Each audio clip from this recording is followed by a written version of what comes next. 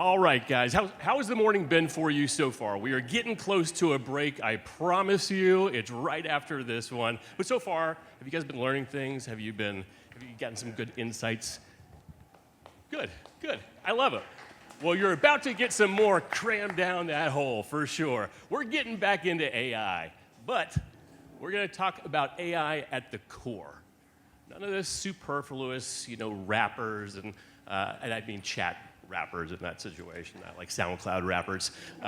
We're getting to the actual nuts and bolts and brass tacks of AI and different solutions, what works and what doesn't work.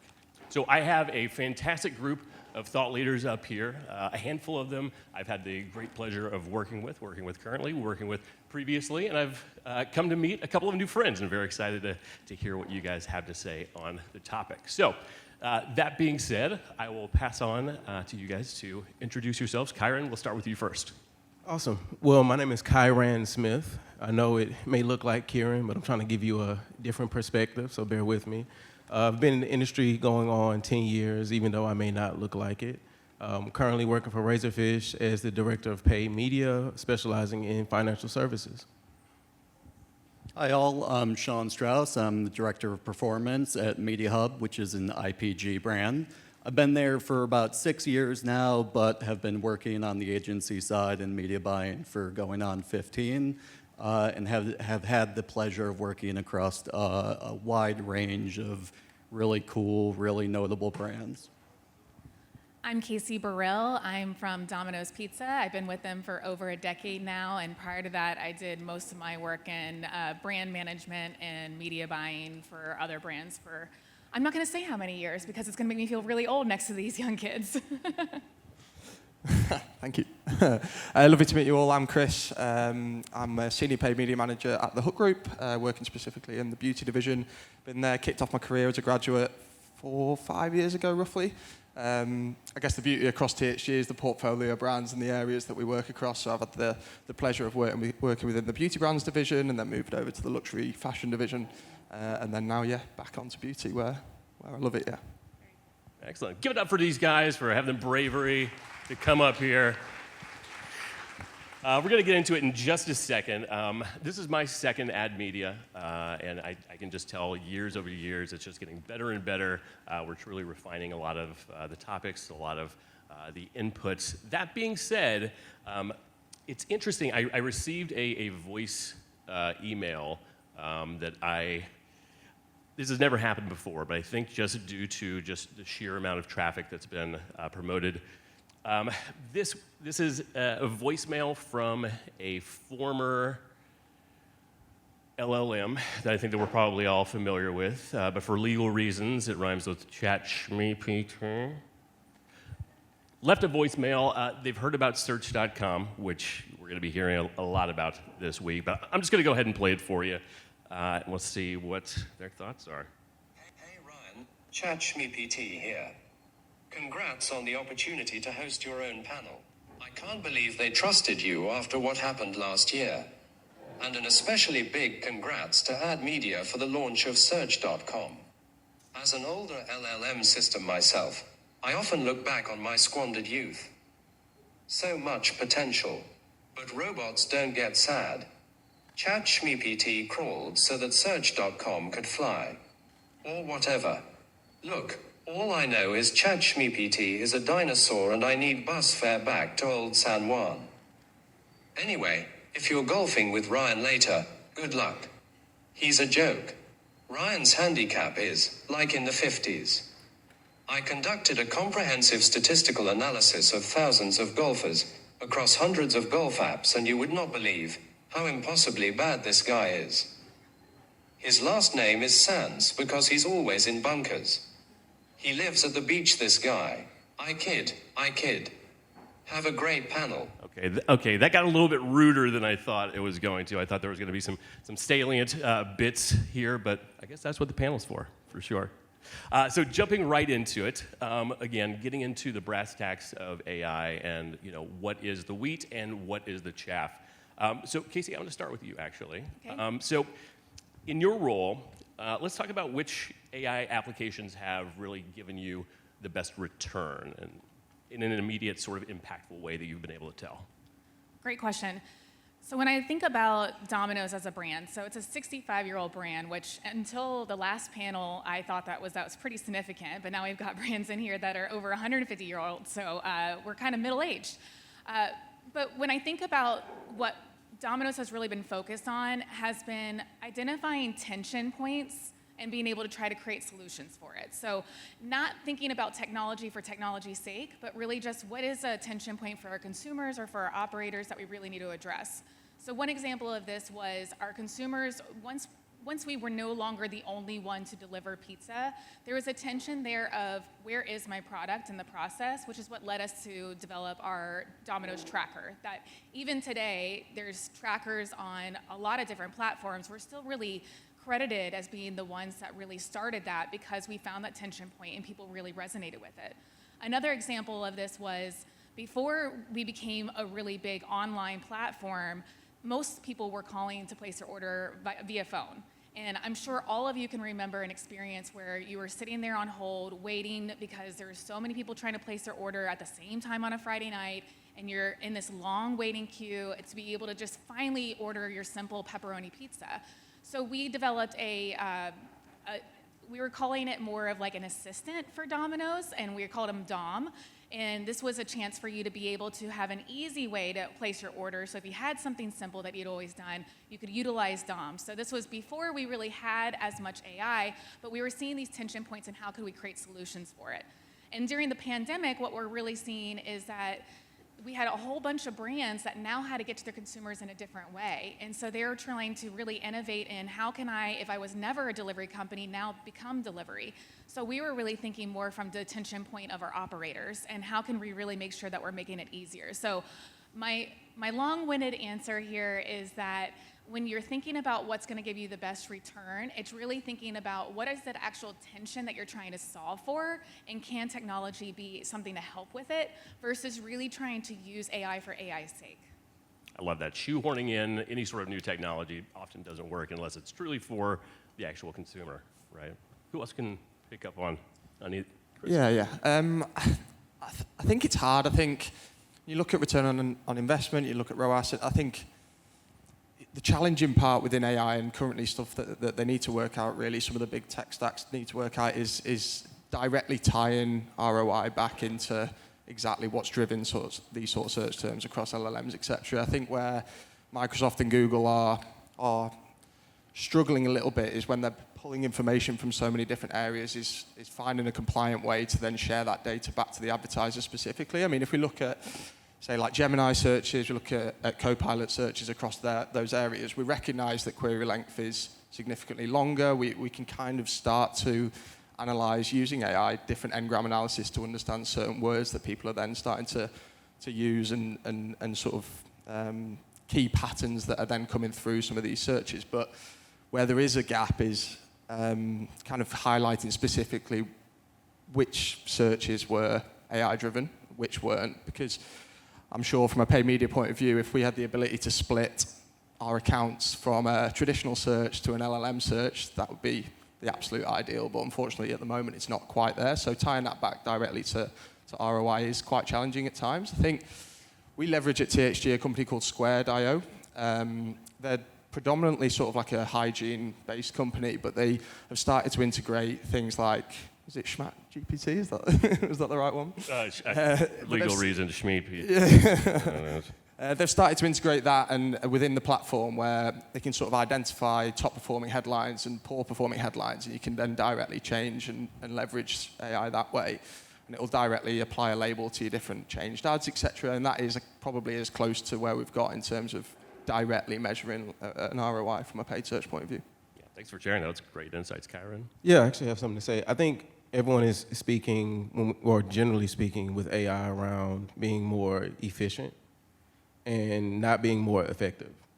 And I think there's a difference between those two. I think understanding that AI is this tool that you're supposed to be using the same way an artist will use a brush. You're not looking to get the start and finish from this same brush. You might switch to 3, 4, 5 different ones in order to finish this painting. So when I think of AI, I'm like, okay, how is my team actually using this to not speed up this process, but make that output even more better than it already was. Chase that perfection. We're not, perfect. We're all humans, but we are trying to get as close to possible, especially when we're working on our client work. So one of the apps that I use often is going to be DeepSeek, and just understanding the opportunities that it has to make my work when it comes to slide building and getting that infrastructure down very, very quickly, giving me the opportunity to be a little more creative, to think a little more about actually what I'm putting into the slides, and take that like stream of consciousness that I might have that is just all over the place, and kind of like refine it a little bit before I have to go through it myself. It's a great use case. Sean? Yeah, and to build off that and take it on a different tangent, I've really seen some interesting successes coming out of enhancing forecasting and budget planning. So I've seen some really compelling results from teams that have really been able to up-level the accuracy of their forecasting and therefore the efficacy of their media by using AI to essentially identify and curate outside factors and external data that ultimately impacts media success, and then using machine learning to get a better understanding of the why behind that and fine-tune how that plays into certain scenarios. So ultimately, they're ingesting and analyzing historical media performance, juxtaposing that against external data that includes things like market volatility, seasonal tides, tourism flows, and competitive noise to optimize their media plans across multiple markets and channels in real time, in a fashion that also allows them to retain that deep understanding of what's truly moving the needle amongst those things, and then feed them back into agents that are used for strategic planning on new initiatives. Man, every time that I listen to Sean speak, there's something in there that I take away from it, absolutely. I'm ashamed to say this, but I think you were one of the first people on a call to use the word correctly, divest, and I throw it in any conversation as much as I can. So efficacy was the one from this one. I appreciate that, definitely. Kieran, I'm going to pitch this next one to you because you were talking about sort of the balance between human interaction and AI, and so there's certainly this permeable fear of AI taking away jobs, right? How do you, in your organization, how have you seen, what is the best balance, do you think, between human creativity, that input, and really how do we buff that out with technology? Yeah, I think it jumps back to what I said before. AI is a tool. And on the side, I'm an artist. I paint myself, and I realized that I can use AI to kind of get that image in my head out so I can modify it myself. I'm not actually looking for AI to give me that full output because it's going to be missing something that I think is very key. Is going to be that feeling. Like, how does it make me feel? We're all marketers. We're trying to convince people to go to our brands or go to our clients' brands because it resonates with them, not just because it is completely right. Someone up here just spoke that sometimes you'll get up and you'll see something on TikTok because you like that influencer you're purchasing. So AI still struggles with connecting that feeling to that individual, and we can use AI to get in front of that individual, but it's always going to be about, okay, how is this human, how is this person that's actually behind this output refining that?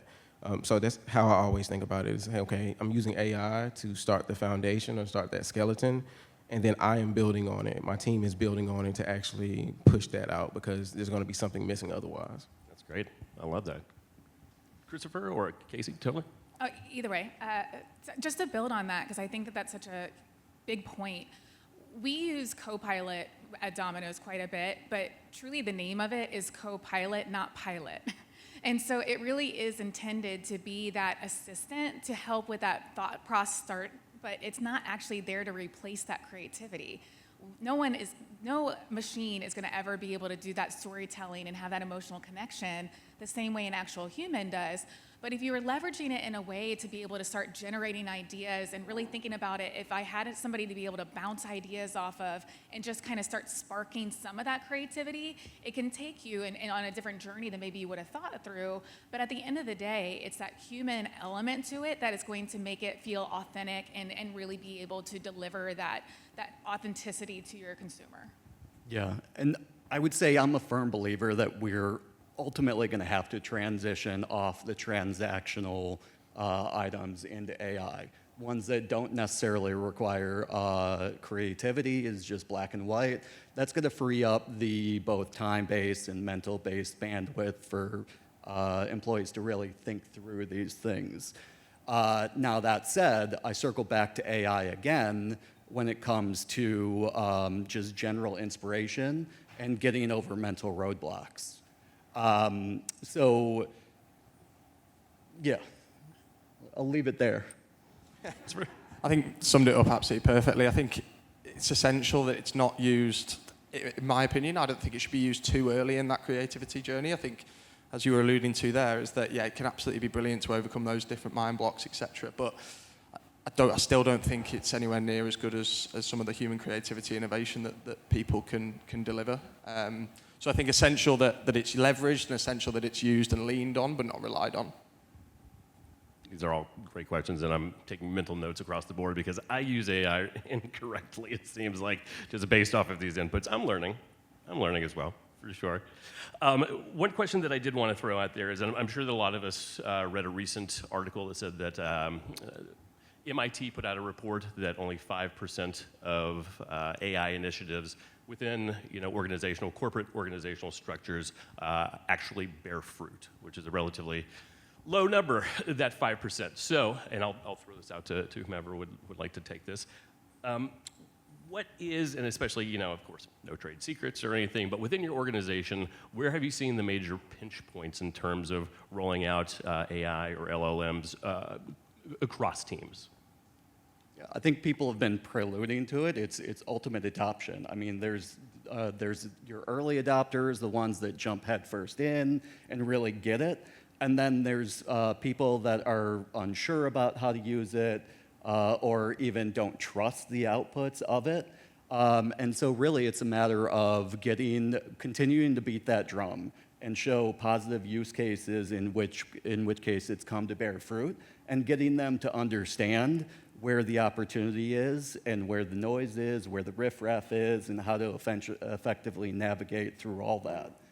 On top of that, there's ultimate brand safety, brand alignment concerns, and the outputs aren't always necessarily what we expect them to be. So at least with the LLMs that we own and manage at the agency level, there has to be a level of prompt engineering and additional support that's provided to be able to effectively steer outputs in a manner that we need them to be done in a way where the vast majority of people can effectively use and understand the output. I want to touch on that. I think one of the bigger things, too, with the adoption, even with brand safety, is having processes in place. Like, you have to lean into it. As you mentioned, there are going to be some tasks that are just going to be better if you can automate them through AI, right? Like the creative ones, of course, you still need that spark. You still need that innovation that's going to come from the soul. But if I need to build out a checklist of a QA process, and I can go to an AI agent to build this out and have this automated and then align some processes, some teachings, so that my team can start to adopt that, and then we can start to adopt that across other teams within the agency. But you're leaning away from it because, it might take some time up front. You're kind of doing yourself a disservice. You're doing your agency a disservice. You're definitely doing your client a disservice, because that's more time that you can spend on doing something that's going to make you a little more effective, as I mentioned earlier. That's one of the bigger things that we've seen is, like, if you can take that time up front and then work on those kind of tasks that are annoying and just knock it out of the way and then teach that to somebody else, you're gonna see a major return on investment. Well, just to build on that, I mean, asking the room, how many of you can honestly say that you use some form of AI every single day to make your life a little bit easier? Every day? You don't use it every day. You're lying. You're just trying to look like you're part of the group. But I think that that's part of it, is being able to educate folks on how you can actually leverage it in very small ways. I mean, you mentioned it as far as just some of those tasks that are just that can easily be automated. And so if you start there to eliminate the fear of, I'm not trying to replace your skill set, I'm just trying to be able to enhance it and be able to make it to where you spend less time doing the things that suck with your job and more time being able to be creative and strategic, that's where you're gonna start winning. Because I think that there's still a lot of fear of the unknown and how is this gonna really impact me in a meaningful way versus that fear of like, oh, well, if it gets too good, then I'm not gonna be needed anymore. Yeah, I think there are absolutely things that AI are better than humans at, in my opinion. I think things like categorization and being able to quickly analyze data sets and build them into meaningful outputs, I think some of those areas it's really, really strong at. I think then it's the human ability to then be able to analyze and build strategy based off that is where we're actually, where we're absolutely still required. I think in terms of challenges, in terms of integrating this within BAU, I think currently we're still in a position where we have sort of AI integration sort of on one side, we've got our BAU streamlined processes on the other side, and actually building those to integrate to be sort of like one central strategy is where there is some challenges, and I think that also comes down with, obviously I had the measurement panel earlier around getting the CFO on board, etc. If we're leveraging AI to look at multi-touch attribution, for example, and trying to highlight benefits that way, it can be hard to get that buy-in initially, and even more so if it's leveraged on something like AI comparably to sort of human input too. So there'd probably be the couple of points I'd take on that one. I love it. Great answers across the board. Before we get to the Q&A quick section here, final thoughts from the panels at large.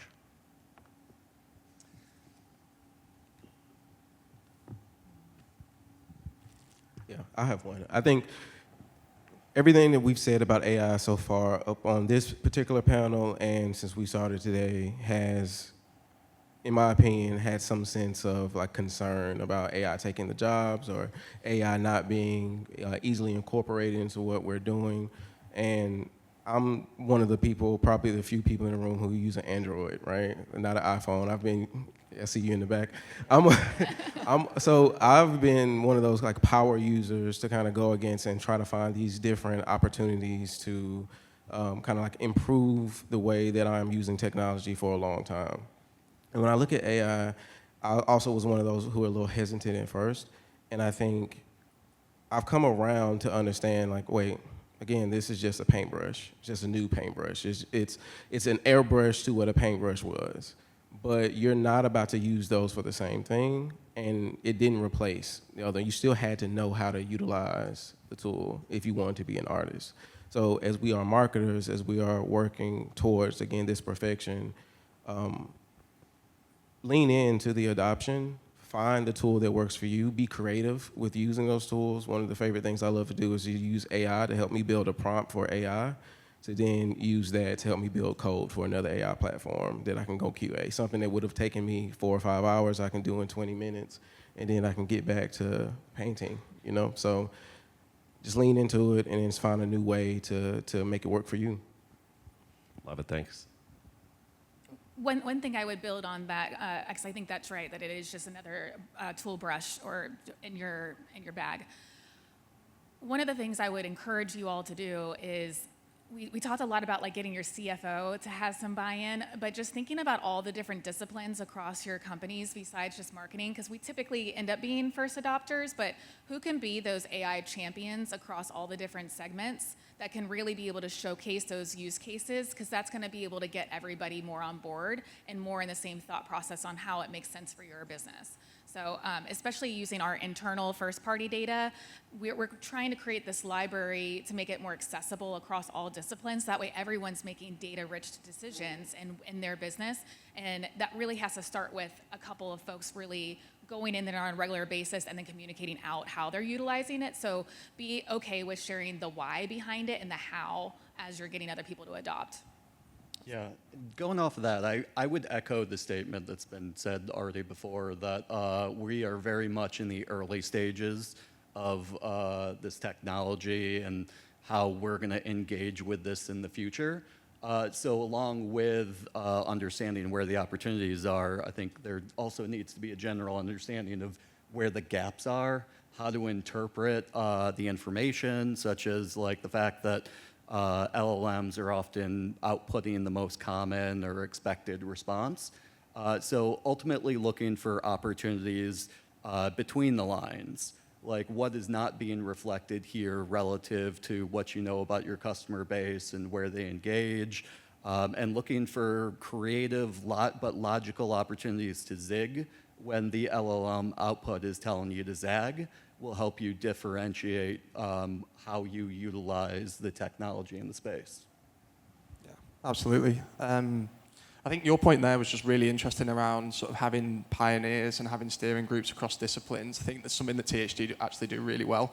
Had a new CMO come in, set up an AI steering group whereby there's different meetings and the likes across the month, and then we've built out a different podcast as well that then comes out bi-weekly, and all of this just starts to put it into the forefront of people's minds and starts to bring it, as opposed to it being sort of like your traditional way of working comparably with AI, it then starts to bring it back into that BAU, and I think that is where, as I was mentioning before, is like one of the hardest parts from my perspective anyway, is fully integrating it within your BAU operations. And change is scary, right? Like, people don't like to change the way that they have always done things. And it's about that sort of breaking down those barriers and building it into something that becomes your new BAU. Fantastic closing arguments across the board, I think. Absolutely. I know that we're coming up against a break. Do we have time for a quick Q&A? We can do one. One question. We can do one. Any brave soul? I got you. Oh, there we go. State your name and your company. My name is Brett Badowski from Zimmerman Advertising. My question is, how are you leveraging AI to go above and beyond that of which the platform offers natively? Yeah, so I kind of mentioned it earlier of using AI to work within AI, and I think that's how I can get around a few barriers. I can give you an example of using the AI LL that we will not name. I think you had an email from them. Legal stuff. Using that to help create a prompt, kind of, again, align your stream of consciousness to create a prompt for, like, Gemini, for instance. In order to create an agent within Gemini, you can then use that to create an output within another platform, like, for instance, Manus, in order to get around some of those kind of data regulations, so you can have this sandboxed environment.